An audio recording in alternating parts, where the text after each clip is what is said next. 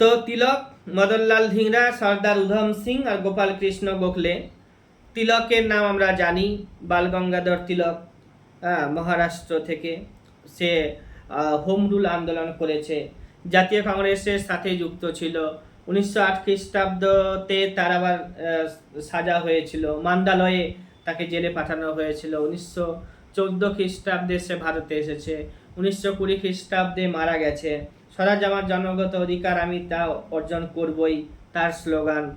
এগুলো জানতে হবে। তারপর হচ্ছে তোমার কি, মদনলাল ধিংরা হচ্ছে বিদেশের মাটিতে প্রথম ভারতীয় শহীদ। মদনলাল ধিংরা বিদেশের মাটিতে প্রথম ভারতীয় শহীদ। তারপরে হচ্ছে গোপাল কৃষ্ণ গোখলে, নরমপন্থী। গোপাল কৃষ্ণ গোখলে এবং ফিরোজ শাহ মেহতা। গোপাল কৃষ্ণ গোখলে হচ্ছে গান্ধীজি রাজনৈতিক গুরু, আর হচ্ছে ফিরোজ শাহ মেহতাও হচ্ছে তোমার জাতীয় কংগ্রেসের সাথে যুক্ত ছিল। এরা দুজনেই 1916 খ্রিস্টাব্দে মারা গিয়েছিল।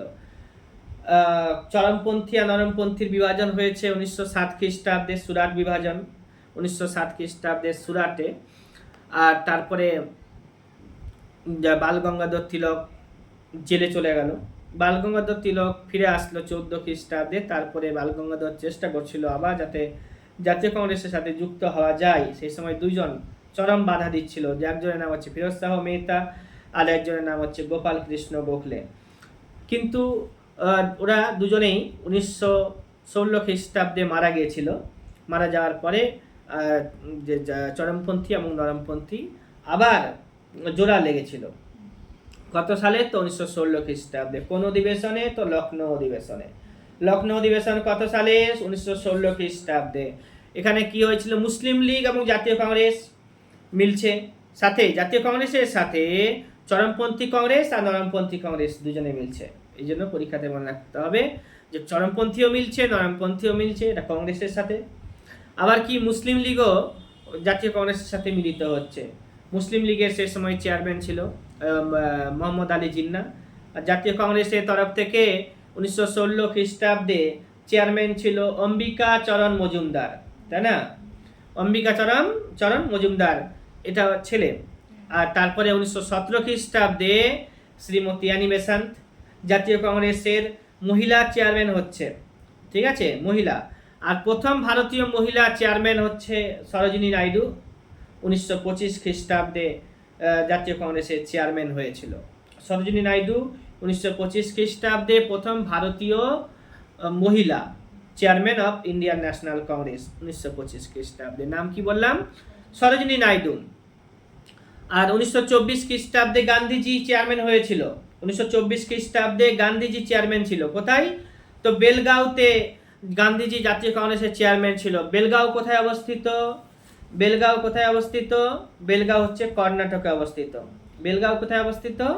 বেলগাঁও কর্ণাটকে অবস্থিত। সেখানে জাতীয় কংগ্রেসের চেয়ারম্যান ছিল কে? তো গান্ধীজি। হয়েছে। এবার হচ্ছে তোমার কি, যে চম্পারণ সত্যাগ্রহ পড়লাম। চম্পারণ সত্যাগ্রহ হচ্ছে 1917 খ্রিস্টাব্দে হবে। খেদা সত্যাগ্রহ আছে 1918 খ্রিস্টাব্দে। আহমেদাবাদ সত্যাগ্রহ আছে মিল ধর্মঘট 1918 খ্রিস্টাব্দে। মনে থাকে না? ইয়ারগুলো মনে থাকবে তো? যে চম্পারণ সত্যাগ্রহ হচ্ছে 1917 খ্রিস্টাব্দে, আহমেদাবাদ হচ্ছে 1918 খ্রিস্টাব্দে, খেদা সত্যাগ্রহ হচ্ছে 1918 খ্রিস্টাব্দে। 1919 খ্রিস্টাব্দে বলো যে জালিয়ানওয়ালাবাগের হত্যাকাণ্ড হয়েছে। তারপরে হচ্ছে রাওলাট আইনটাও পাস হয়েছিল, তাই না? 1920 খ্রিস্টাব্দে অসহযোগ আন্দোলন। 1920 খ্রিস্টাব্দে অসহযোগ আন্দোলন। এগুলো মনে রাখতে হবে। আমরা অল্প অল্প করেই পড়বো, আজকে জিকেই পড়ছি, অনেক ভালো একটা ক্লাস দিচ্ছি।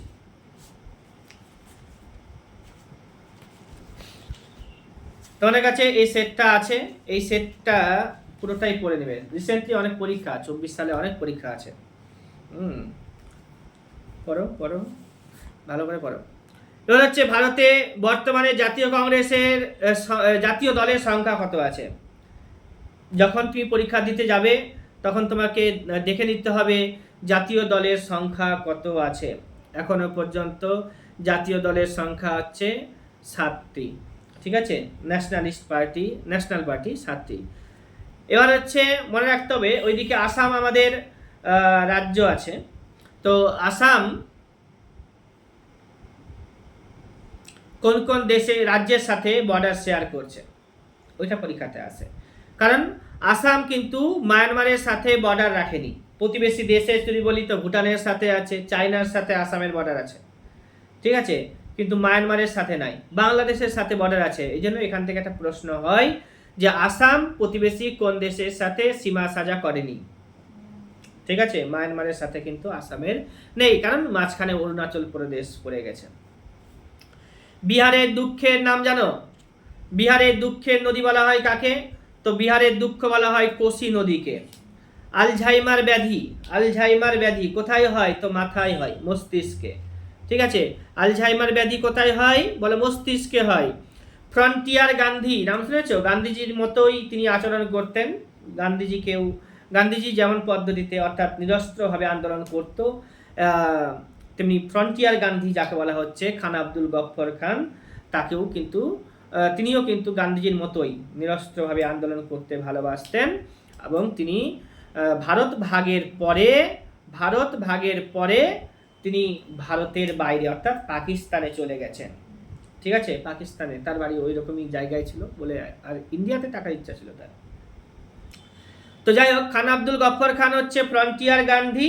হ্যাঁ, তারপর হচ্ছে তোমার কি লাল কোর্তা বাহিনী, ঠিক আছে, ও তৈরি করেছিল। আর কি বলা হবে? খান আব্দুল গফফর খান, হ্যাঁ, প্রথম বিদেশি যিনি ভারতরত্ন পেয়েছিলেন, তাদের নাম কি? তো খান আব্দুল গফফর খানের নাম এখানে আসবে। রায়তওয়ারি বন্দোবস্ত বোম্বাইতে করেছিলাম। রায়তওয়ারি বন্দোবস্ত হচ্ছে দক্ষিণ ভারতে, মহলবাড়ি বন্দোবস্ত হচ্ছে উত্তর ভারতে, ভাইয়াচারি বন্দোবস্ত হচ্ছে পাঞ্জাবে। ভাইয়াচারি বলে পাঞ্জাবে, আর হচ্ছে রায়তওয়ারি বলছে দক্ষিণ ভারতে অর্থাৎ মাদ্রাজ এলাকাতে। তো মাদ্রাজ শুধুমাত্র বলবো না, বোম্বাইতে এবং মাদ্রাজে, ঠিক আছে, অর্থাৎ সাউথ ইন্ডিয়াতে যেগুলো রাজ্যের নাম থাকবে সেগুলো তুমি মারবে।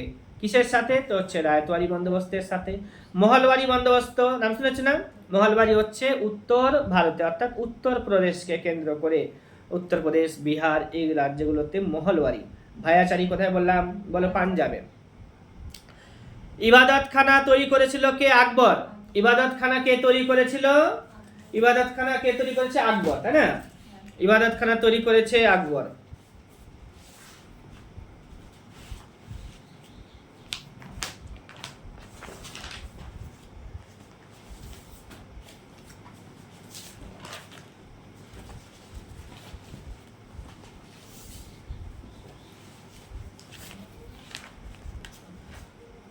ইবাদতখানা তৈরি করেছে আকবর। এবং আকবরের সময় জানো তুমি যে আকবর হচ্ছে পানিপথের দ্বিতীয় যুদ্ধ, পানিপথের প্রথম যুদ্ধ হয়েছিল কার সাথে? বাবরের সাথে ইব্রাহিম লোদির। বাবরের সাথে ইব্রাহিম লোদির হচ্ছে পানিপথের প্রথম যুদ্ধ।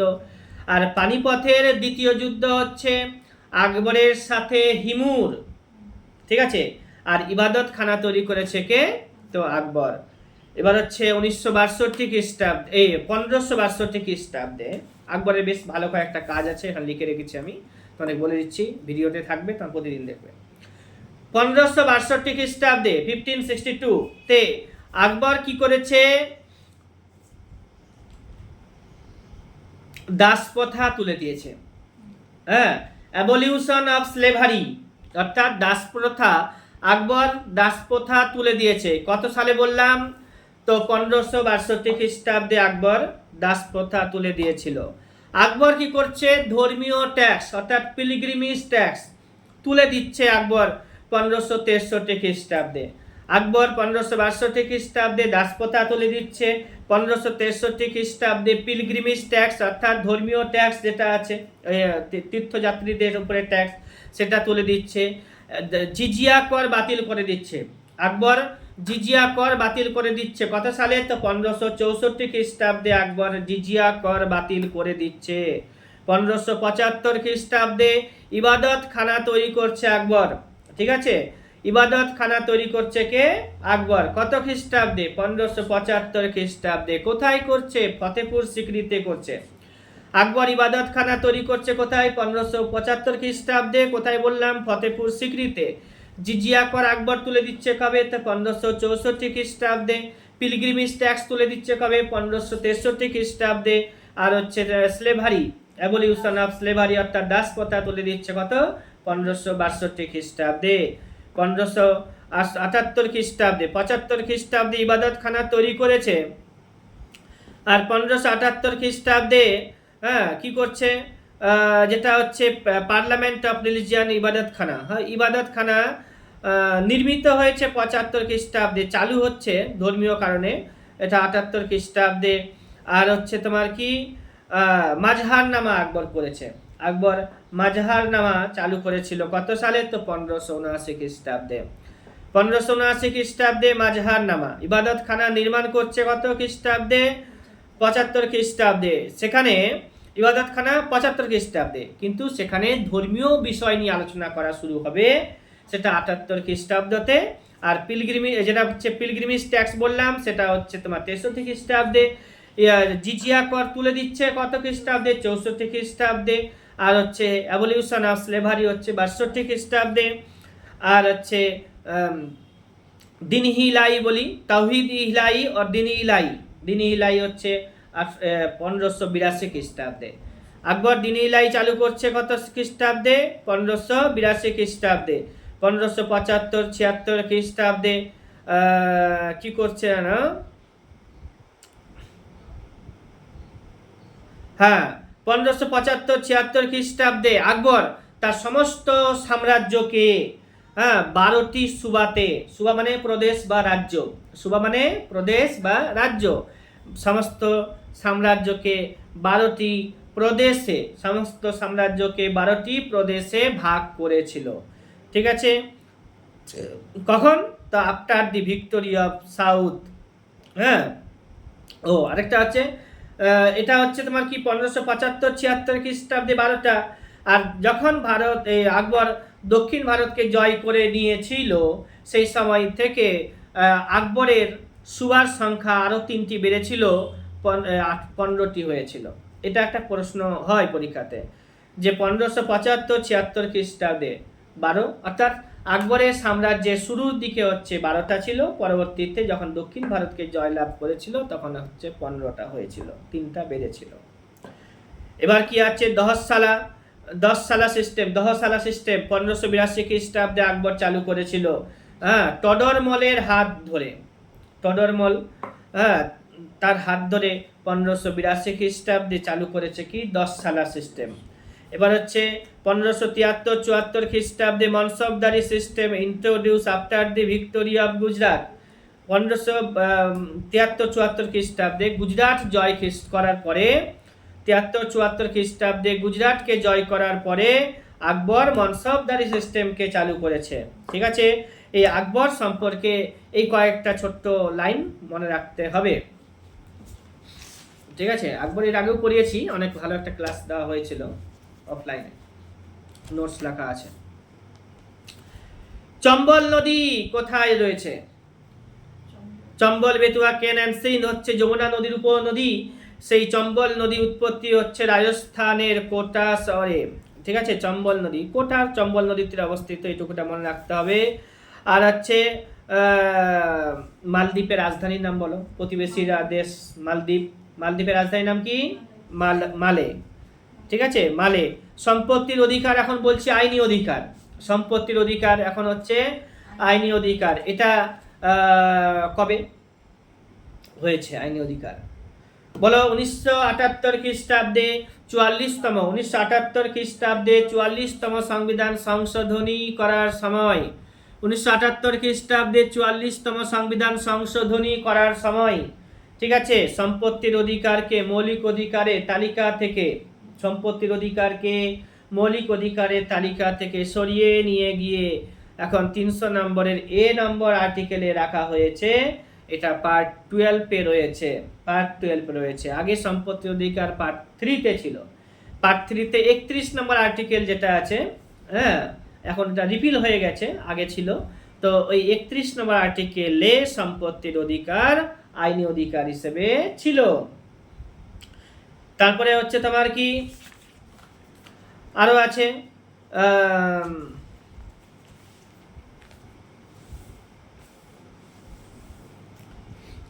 Indian national army INA, Indian national army INA কে তৈরি করেছিল?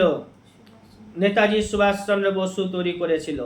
পেশওয়া পদকে চালু করেছিল মারাঠাদের উপরে, ক্লাস এর আগেও দিয়েছিলাম, আমি আবার একটা ভিডিও করে পাঠাবো, তো মারাঠাদের সম্পর্কে জানবে। তো এখন জানো শুধুমাত্র যে পেশওয়া পদ যেটা আছে সেটা চালু করেছিল বালাজি বিশ্বনাথ। বালাজি বিশ্বনাথ পেশওয়া পদ চালু করেছিল। আর ইন্ডিয়ান ন্যাশনাল আর্মি তৈরি করেছে কে? তো নেতাজি সুভাষচন্দ্র বসু। তারপরে হচ্ছে কলিঙ্গ যুদ্ধ নাম শুনেছ? এই কলিঙ্গ তো ভারতেরই একটা অংশ। তো কলিঙ্গ এখন বর্তমান কি নামে পরিচিত? কলিঙ্গের বর্তমান নাম কি? কলিঙ্গ এখন কোথায় অবস্থিত? প্রাচীন ভারতের ইতিহাসে কলিঙ্গ বিখ্যাত একটা জায়গা ছিল, সেটা এখন ভারতের কোন রাজ্যে অবস্থিত? তো উড়িষ্যাতে আছে। কোথায় বললাম? উড়িষ্যাতে। আর হচ্ছে মহাভারতের আসল নাম কি? মহাভারতের আসল নাম কি? বলে জয় সংহিতা। মহাভারতের আসল নাম কি? জয় সংহিতা। মহাভারতের আসল নাম কি? জয় সংহিতা। সবাই জানি আমরা চা খুব ভারতে ভালো হয়, কিন্তু চা উৎপাদনে শ্রেষ্ঠ যে দেশটি আছে তার নাম কি? চা উৎপাদনের সেরা দেশ হচ্ছে, প্রথম দেশ নাম্বার 1 ও এখন চায়না ফার্স্ট। ঠিক আছে, লার্জেস্ট 3 গ্রোয়িং কান্ট্রির নাম চায়না, তারপরে ইন্ডিয়া আসবে। আর পলিটিক্স শব্দটি প্রথম কে উচ্চারণ করেছিলেন? এগুলো সব প্রিভিয়াস ইয়ারে আলোচিত প্রশ্ন আছে, এগুলো সব প্রিভিয়াস ইয়ারে আলোচিত ওয়ান লাইনার প্রশ্ন। আমি যেগুলো বলে দিচ্ছি তোমাদেরকে খুব ভালো করে এই ভিডিওটা দেখতে হবে বারবার। তো কি বললাম যেন? পলিটিক্স শব্দটি প্রথম উচ্চারণ করেছিল অ্যারিস্টটল। অ্যারিস্টটল সে গ্রিক দেশের লোক ছিল। হ্যাঁ, তো অ্যারিস্টটলের শিক্ষাগুরুর নাম বলেছিলাম, কি নাম? অ্যারিস্টটলের শিক্ষাগুরুর নাম কি বলো? প্লেটো। অ্যারিস্টটলের শিক্ষাগুরুর নাম কি? প্লেটো। প্লেটোর শিক্ষকের নাম কি ছিল? সক্রেটিস। এবার হচ্ছে অ্যারিস্টটলের ছাত্রের নাম কি ছিল বলো? Alexander the great. Alexander the great কোথাকার রাজা ছিল? গ্রিক দেশের ম্যাসিডনীয় রাজা। গ্রিক দেশের ম্যাসিডনীয় রাজা। ঠিক আছে, এই আলেকজান্ডার দি গ্রেট যে আছে, আলেকজান্ডার দি গ্রেটের শিষ্য সেনাপতি, তার নাম কি? সেলুকাস নিকেটর। সেলুকাস নিকেটর কে নিয়ে সে ভারত জয় করতে এসেছিল। সিংহাসনে আলেকজান্ডার দি গ্রেট সিংহাসনে আরোহণ করেছিল কবে? 337 বিসিতে। কত বললাম? 337 বিসিতে। আর সিংহাসনে আরোহণের 10ম বর্ষে, কত বললাম? সিংহাসনে আরোহণের 10ম বর্ষে, সিংহাসনে আরোহণের 10ম বর্ষে আলেকজান্ডার দি গ্রেট, সিংহাসনে আরোহণের 10ম বর্ষে আলেকজান্ডার দি গ্রেট ভারত আক্রমণ করেছিল। অর্থাৎ 327 এর দিকে ভারতে ঢুকছে। কিন্তু আলেকজান্ডার হিদাসপিসের যুদ্ধ বলো, যেটা আলেকজান্ডারের সঙ্গে হয়েছিল পুরুর, তো ওটা হচ্ছে 326 বিসিতে। 326 বিসিতে আলেকজান্ডার ভারতে ছিল কত মাস? তো হচ্ছে 19 মাস। আলেকজান্ডার মারা যাবে ব্যাবিলনের কাছে, ফিরে যাওয়ার সময় 323 খ্রিস্টাব্দে বিসিতে আলেকজান্ডার দি গ্রেট মারা যাবে। সেলুকাসে ওই ম্যাসিডনের সিংহাসনে বসছে সেলুকাস নিকেটর। তারপরে একবার সেই সময়ে ভারতে নন্দ বংশ শাসন করছিল, আর নন্দদেরকে উচ্ছেদ করে দিয়ে চন্দ্রগুপ্ত মৌর্য সাম্রাজ্য প্রতিষ্ঠা করলো। এবার হচ্ছে যেহেতু সেলুকাস নিকেটর ভারতে এসেছিল বলে সেলুকাস নিকেটরের সাথে আমাদের চন্দ্রগুপ্ত মৌর্যের যুদ্ধ হয়েছিল। ঠিক আছে, কোন যুদ্ধ এবং যুদ্ধ হয়েছিল কিনা, যুদ্ধ কি নামে পরিচিত বা কে জয়লাভ করেছিল, এগুলো সম্পর্কে ডিটেলস আমরা পাইনি, কিন্তু যুদ্ধ হয়েছিল আমরা জানি। ঠিক আছে, এবার যুদ্ধে নাকি সেলুকাস নিকেটর পরাজিত হয়েছিল। পরাজিত হয়ে তার কন্যা, সেলুকাস নিকেটরের কন্যা, তার নাম হচ্ছে হেলেন। হেলেনের সাথে কার বিয়ে দেওয়া হয়েছিল? চন্দ্রগুপ্ত মৌর্যের। বিনিময়ে চন্দ্রগুপ্ত মৌর্য বেশ কিছু কি বলে হচ্ছে উপহার তার শ্বশুরকে পাঠিয়েছিল। এবার তার শ্বশুরও মানে হচ্ছে সেলুকাস নিকেটরও মেগাস্থিনিসকে ভারতে পাঠিয়েছিল। সেই মেগাস্থিনিস ভারতে এসেছিল এবং ভারতে কত বছর ছিল মেগাস্থিনিস? মেগাস্থিনিস ভারতে 5 বছর ছিল। 5 বছর থেকে ভারতের সম্পর্কে একটা সুন্দর করে একটা বই সেই সময়ে লিখে রেখে গিয়েছিল, তার নাম হচ্ছে ইন্ডিকা, পরীক্ষাতে আসে বরাবর, তাই না? তাহলে ইন্ডিকা কার লেখা? মেগাস্থিনিসের। মেগাস্থিনিস ভারতে থাকলো কত বছর? তো 5 বছর। মেগাস্থিনিস ভারতে থাকলো কত বছর? 5 বছর। মেগাস্থিনিসকে কে পাঠিয়েছিল? তো সেলুকাস নিকেটর। সেলুকাস নিকেটর কোথাকার লোক ছিল? তো গ্রিক দেশের। ঠিক আছে, এবার হচ্ছে তোমার কি বললাম যে আলেকজান্ডার দি গ্রেট তো ভারতে এসেছিল, সে মারা গেছে 323 বিসিতে। আর 337 কত বললাম? 337 বিসিতে সিংহাসনে বসেছিল, আর সিংহাসনে আরোহণের 10ম বর্ষে আলেকজান্ডার দি গ্রেট ভারতকে আক্রমণ করেছিল। ক্লিয়ার?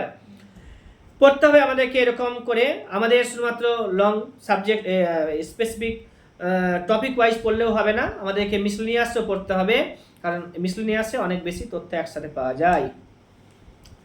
এবার হচ্ছে তোমার কি পলিটিক্স শব্দ, জাস্ট আমি একটা পলিটিক্স শব্দটি কে তৈরি করেছিল, মানে কে উচ্চারণ করেছিল, সেটা আলোচনা করতে গিয়ে আমরা কত কিছু পেরে গেলাম জানতে। ঠিক আছে, এর জন্য আমাদেরকে অবজেক্টিভ ক্লাসটাকেও রাখতে হচ্ছে। এবার হচ্ছে কি কালাজ্বর ছড়াই। কালাজ্বর ছড়াই যে মাছিটা, তার নাম হচ্ছে স্যান্ড ফ্লাই। কালাজ্বর ছড়াই হচ্ছে sand fly. World red cross day প্রত্যেক বছর পালন করা হয় 8 তারিখে মে মাসে, লাস্ট মান্থে পালন করা হয়েছে 8 তারিখে মে মাসে। কি বললাম? রেড ক্রস দিবস, রেড ক্রস দিবস। ঠিক আছে, ফার্স্ট এড বক্সগুলো আছে, ওখানে রেড ক্রস থাকে। রেড ক্রস হচ্ছে চিকিৎসার সাথে যুক্ত একটা প্রতীক। আচ্ছা, রেড ক্রস গেছে 21 তারিখে জুন মাসে আমরা পালন করলাম কি? যোগ দিবস পালন করেছি। তারপরে হচ্ছে তোমার কি 5ই জুন পালন করেছি। ঠিক আছে, 5ই জুন, 21শে জুন, 5ই জুন। তা হচ্ছে 5ই জুন কি? পরিবেশ দিবস।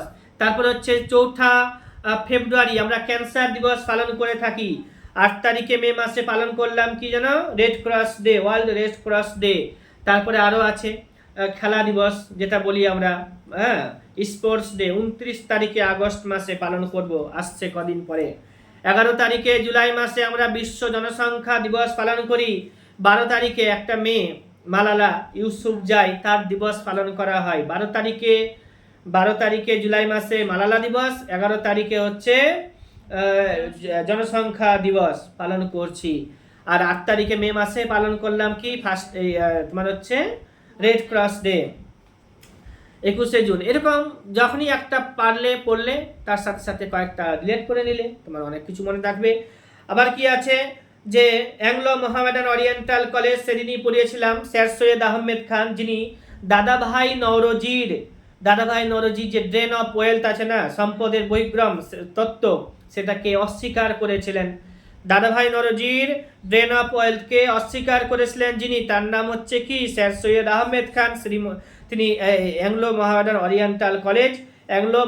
ওরিয়েন্টাল কলেজ নির্মাণ করেছিলেন বা প্রতিষ্ঠা করেছিলেন। আর হচ্ছে তোমার কি আলিগড় আন্দোলনের সাথে যুক্ত ছিল স্যার সৈয়দ আহমেদ খানের নাম। দাদাভাই নওরোজি সম্পর্কে ইনস্ট্যান্স যা মনে পড়ে, drain of wealth, poverty and British rule in India. তারপরে হচ্ছে তোমার কি তাকে grand old man of India বলা হয়, ভারতের সর্বাধিক বৃদ্ধ মানুষ বলা হয়।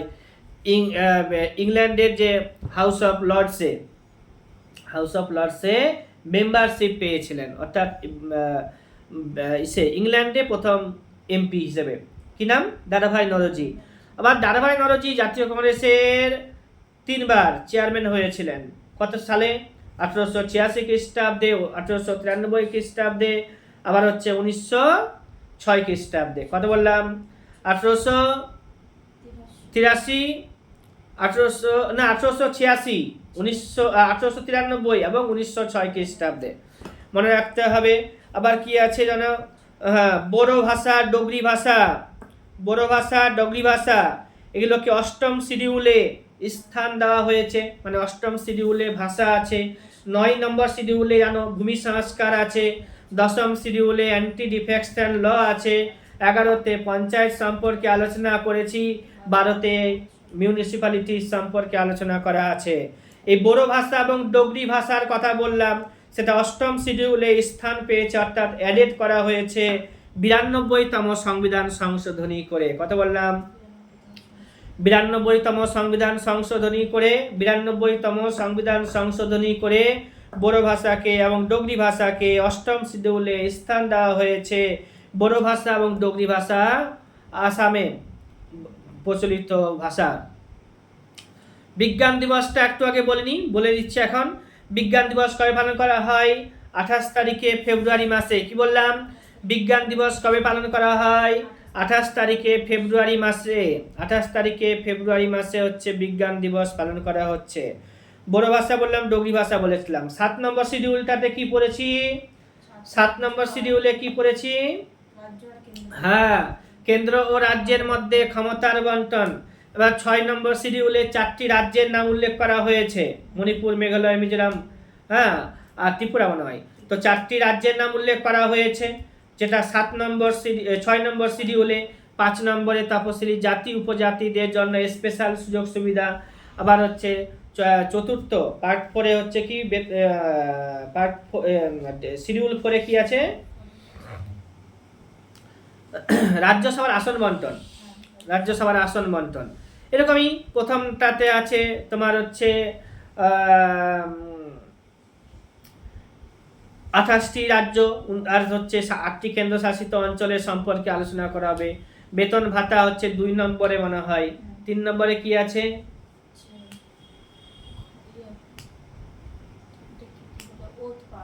ওথ পাঠ করা। তাহলে কত ইজিলি 12টা শিডিউল মানুষের না মনে রাখাটা কতটা পারে না করতে। কিন্তু আগে পরীক্ষাতে আসতো কি যে কতগুলো শিডিউল, ভারতের সংবিধান যখন লেখা হয়েছিল তখন কতগুলো শিডিউল ছিল, আর এখন জিজ্ঞাসা করা হয় যে কতগুলো শিডিউল এখন আছে। তো 12টা, আগে ছিল 8টা, এখন হচ্ছে 12টা। আগে ছিল 8টা, এখন হচ্ছে 12টা। এবার হচ্ছে কি প্রথম যে শিডিউল আছে সেখানে 28টি রাজ্য, 8টি কেন্দ্রশাসিত অঞ্চল। 2 নম্বর শিডিউলে কি বললাম? বেতন ও ভাতা। 3 নম্বর শিডিউলে হচ্ছে কি ওথ পাঠ করা আছে। 4 নম্বর শিডিউলে কি আছে? রাজ্যসভার আসন বন্টন আছে। 5 নম্বরের জন্য কি আছে? এসসি এসটিদের জন্য বিশেষ সুযোগ সুবিধা দেওয়া হয়েছে। 6 নম্বরে কি আছে? 4টি রাজ্যের, নর্থ ইস্টের 4টি রাজ্যের জন্য স্পেশাল সুযোগ সুবিধা দেওয়া হয়েছে। 7 নম্বরে কি বললাম যেন? কেন্দ্র ও রাজ্যের মধ্যে ক্ষমতার বন্টন করা হয়েছে। 8 নম্বরে কি বলেছি? ভাষা আছে। 9 নম্বরে কি আছে যেন? ভূমি সংস্কার সম্পর্কে আলোচনা করা হয়েছে। 10 নম্বরে হচ্ছে তোমার কি? অ্যান্টি ডিফেকশন ল আছে। 11তে হচ্ছে তোমার কি? পঞ্চায়েত। 12 নম্বরে হচ্ছে মিউনিসিপ্যালিটিস। ক্লিয়ারলি হয়ে গেল। নেমসেক বইটির নাম শুনেছো? ঝুম্পা লাহিড়ির লেখা। নেমসেক বইটি ঝুম্পা লাহিড়ির লেখা, এগুলো পরীক্ষাতে আসে। তারপরে হচ্ছে তোমার গরম পানি স্যাংচুয়ারি কোথায় দেখতে পাওয়া যায়? গরম পানি স্যাংচুয়ারি আসামে আছে, দীপুতে। গরম পানি স্যাংচুয়ারি কোথায়? আসামের দীপুতে। সংবিধান সংশোধন করা হয় 368 নম্বর ধারাতে। বিবিকা মকবরা নির্মাণ করেছিল কে? তো ঔরঙ্গজেব। বিবিকা মকবরা তৈরি করেছিল কে? ঔরঙ্গজেব। কানহা ন্যাশনাল পার্ক কোথায় রয়েছে? তো মধ্যপ্রদেশে। ঠিক আছে। নাইট্রোজেন গ্যাস আবিষ্কার করেছে কে? রাদারফোর্ড। বলো রাদারফোর্ড। নাইট্রোজেন গ্যাস আবিষ্কার করেছে কে? রাদারফোর্ড। পোঙ্গল খেলা জানো? তামিলনাড়ুতে খেলা হয়। পোঙ্গল হচ্ছে তামিলনাড়ুতে। এরা জাল্লিকাট্টুও খেলে তামিলনাড়ুতে। পৃথ্বীরাজ চৌহান যাকে বিয়ে করেছিল, তোমাদেরকে একদিন আমি বলেও ছিলাম যে পৃথ্বীরাজ চৌহানের সাথে তার জয়চন্দ্র পৃথ্বীরাজ চৌহানকে প্রথমে খুব ভালোবাসতো, পরবর্তীতে জয়চন্দ্রের মেয়েকে পৃথ্বীরাজ চৌহান বিয়ে করে নিয়েছিল। নাম হচ্ছে সঙ্গীতা বলি, হ্যাঁ, সংঘা মিত্রা, এরকম একটা নাম আছে। যাই হোক, তো আমি কোথাও সংযুক্তা লেখা থাকবে, কোথাও সঙ্গীতা লেখা থাকবে, কোথাও সংঘমিত্রা লেখা থাকবে, তো ওটা জানতে হবে। আর জয়চন্দ্র তিনি ছিলেন গাহরবাল বংশীয় রাজা।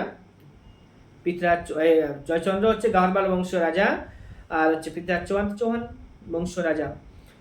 তৃতীয় পৃথ্বীরাজ চৌহান অল্প বয়সে মারা গেছে, হ্যাঁ, মেরে দিয়েছিল তোমার হচ্ছে কি নাম? মোহাম্মদ ঘুরি। ঠিক আছে। এবার হচ্ছে পৃথ্বীরাজ চৌহান মোহাম্মদ ঘুরি সম্পর্কে আমি আবার বলবো, ক্লাসে দিব, কারণ আমি তোমাদেরকে বুঝিয়ে দিব যে পৃথ্বীরাজ চৌহানের তোমার হচ্ছে জিওগ্রাফিক্যাল লোকেশন কোথায় ছিল। এবার পৃথ্বীরাজ চৌহানকে ঘিরে রেখেছিল যে বংশগুলো, নিচে গুজরাট আছে, ওইদিকে রাজস্থানের ওইদিকে জয়চন্দ্র থাকছে, পাঞ্জাবে থাকছে, আর ওই দিক দিয়ে একটা খাইবার পাস পথ আছে, সেই দিক দিয়ে মোহাম্মদ ঘুরি ভারতে প্রবেশ করে যাচ্ছে। ওটা শেখাবো।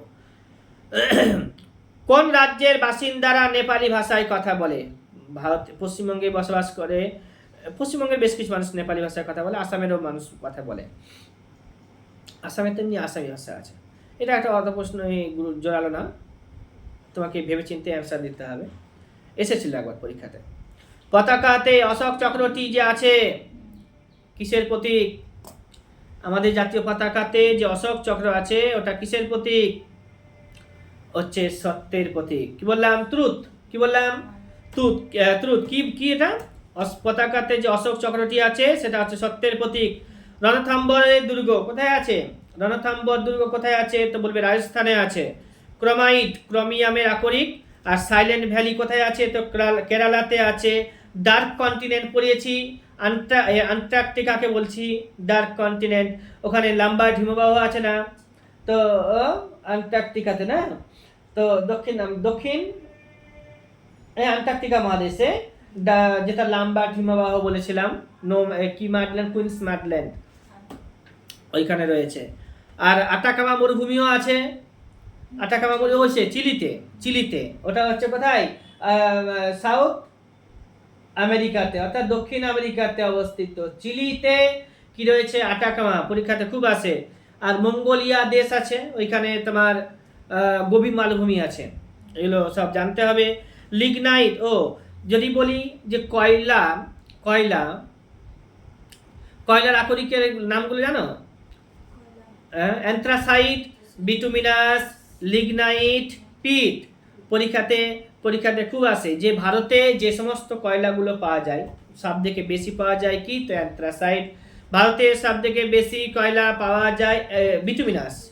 অ্যান্থ্রাসাইট কয়লা কোথাও পাওয়া যায়। দার্জিলিংয়েও পাওয়া যেতে পারে, জম্মু কাশ্মীরে পাওয়া যেতে পারে। দুটো জায়গা মনে রাখবে। দার্জিলিংয়ে পাওয়া যাবে কিন্তু ওখান থেকে উত্তোলন করা হয় না, কিন্তু ওখানে অ্যান্থ্রাসাইট কয়লা জমে আছে, তুলতে অনেক খরচ হবে। হ্যাঁ, আর হচ্ছে আর একটু পাওয়া যায় অ্যান্থ্রাসাইট কয়লা জম্মু অ্যান্ড কাশ্মীরে। আর হচ্ছে বিটুমিনাস কয়লা সারা ভারতে যেখানে কয়লা পাওয়া যায় বিটুমিনাস কয়লা সব থেকে বেশি পাওয়া যায়। লিগনাইট কয়লা ভারতের একটি মাত্র রাজ্যে পাওয়া যায়, সেটা হচ্ছে তামিলনাড়ুতে অবস্থিত নিভেলি কয়লা খনি। তামিলনাড়ুতে অবস্থিত নিভেলি কয়লা খনি আছে। তামিলনাড়ুতে অবস্থিত নিভেলি কয়লা খনি আছে, যেখানে শুধুমাত্র লিগনাইট কয়লা পাওয়া যায়। তামিলনাড়ুতে অবস্থিত নিভেলিতে শুধুমাত্র লিগনাইট কয়লা পাওয়া যায়। ঠিক আছে, এবার হচ্ছে লিগনাইটের পরে বললাম কি?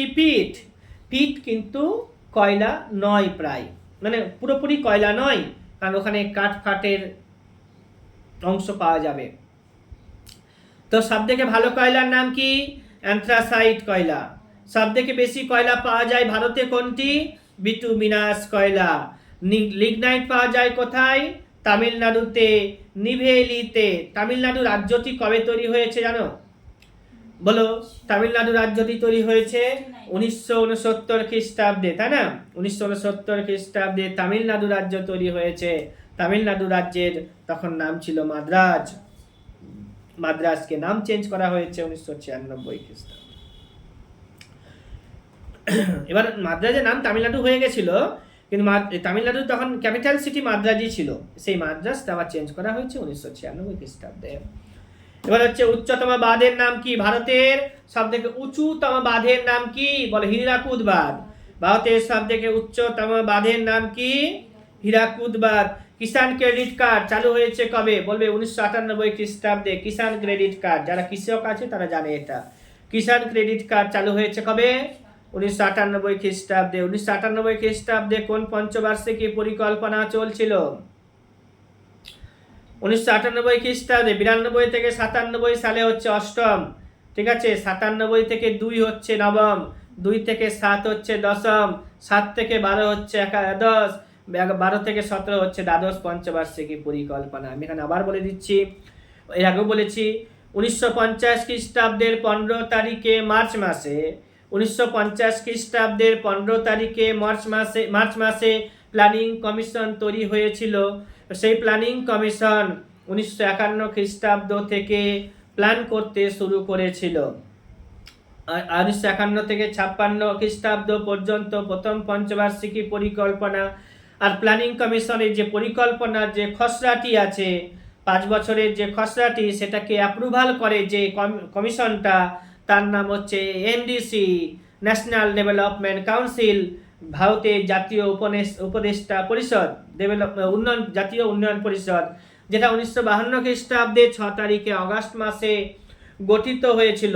অ্যাপ্রুভাল দেয় প্ল্যানিং কমিশনের প্ল্যানের খসড়াটাকে, তারপরে সেটা চালু করা হয়।